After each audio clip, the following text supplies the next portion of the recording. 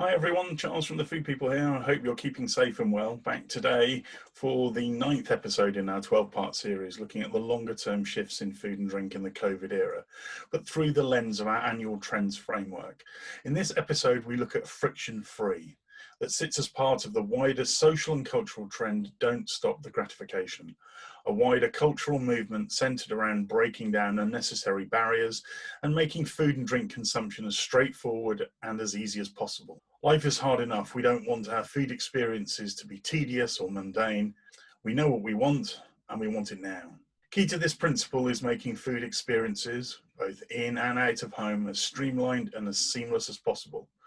We're no longer scared of technology and are happy for smart tech and AI to help us reach that goal of friction-free living, but not at the expense of trust and transparency, of course. It's a brave new world full of fast-paced tech advancements. We want to leverage these developments, not least to protect the supply chain against future disruption. So let's start with ease and speed.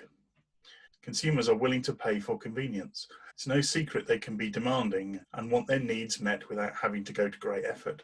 Before the pandemic, the importance of ease and speed was driven by the fast pace of modern life. However, in the COVID era world, life has slowed down, at least for a little time. We're still looking for things to be as quick and easy as possible, but our priorities have changed. We now want to ensure our needs are met in the safest and most hygienic way with minimal physical contact. Retailers and restaurants that can incorporate cashless and cardless payment systems quickly while seamlessly introducing contact pickup and delivery models will of course set themselves apart from the pack. So too will the ones that have the ability to save us time and money. Think drive-through coffee windows, apps that help plan and budget your weekly shop. The notion of tap and go payments moves to contactless and beyond. Expect QR code payments and integrated book, browse, order, pay, collect and deliver systems all in one to make food ordering and delivery a truly contact-free customer journey. We also expect a renaissance in drive-through and walk-up windows with contactless collection systems. The novelty of automated vending and client-side robotics becomes a necessity in an era where contact-free is the utopia.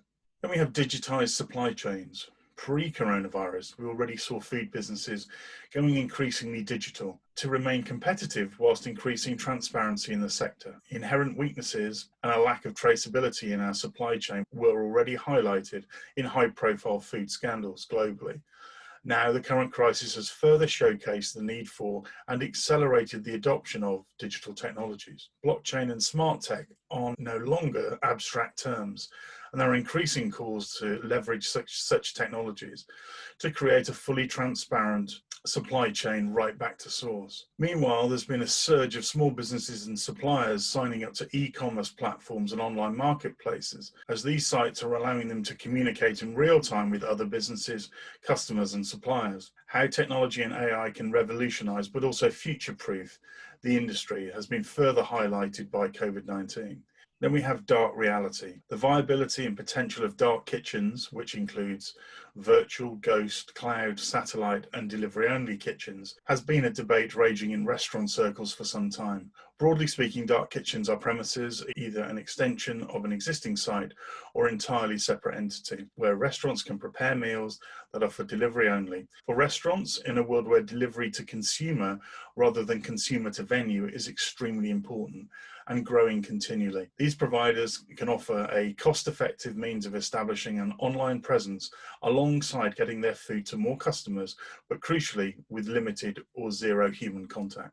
Accelerated by the current global crisis, the growth of online meal delivery is not only for hot, ready-to-eat food, but also for chilled to finish at home food has refocused attention on dark kitchens. This has led retailers to explore the potential of the dark network model. Think online delivery fulfillment centers and dark supermarkets. Conventional eating and food shopping models are being turned on their heads, and we should expect to see a sharp increase in delivery only plus click and collect. Alongside this, the likes of shipping containers and car parks rather than high streets and shopping centres might increasingly become home to our favourite restaurants and retailers, sites picked for their access to best delivery routes rather than footfall.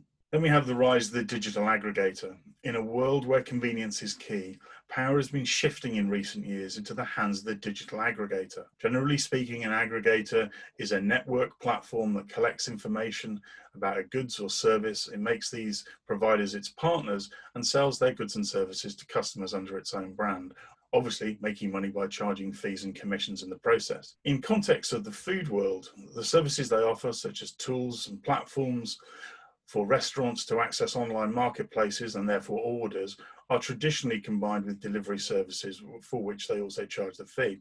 Think things like DoorDash, Grubhub, Uber Eats Delivery, Just Eat, and so on. As these platforms depend on restaurants being open and able to operate, COVID-19 has clearly impacted their ability to serve, certainly initially. Along with the rest of the food industry, such platforms have scrambled to survive during these tough times, but have supported through various initiatives. Some have linked up with grocery stores for the first time to deliver essential goods, and some have waived commission fees for small businesses and new partners. Aggregators can provide reach, data, distribution, and marketing to restaurants and retailers that would otherwise struggle. But in recent times, they've come under scrutiny. Some argue that their current models are unsustainable for the restaurant business. We've seen talk of shake-ups and mergers between current players, as well as fees very much coming under scrutiny. What the aggregator offers is the ability for any business, large or small, to compete equally, to reach a broader end user audience wherever they are. Accessing consumers in their safe space is critical in the COVID era.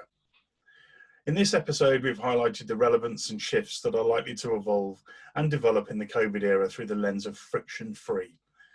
A wealth of opportunity exists to leverage the newfound appetite for friction-free food interactions that offer ease, speed, convenience, choice, and with minimal contact in the consumer's safe space and time.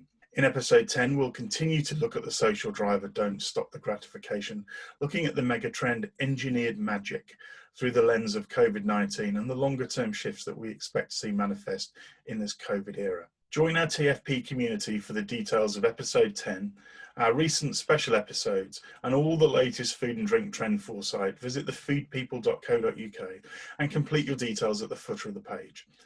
In the meantime, stay safe and keep well, and we'll see you in episode 10.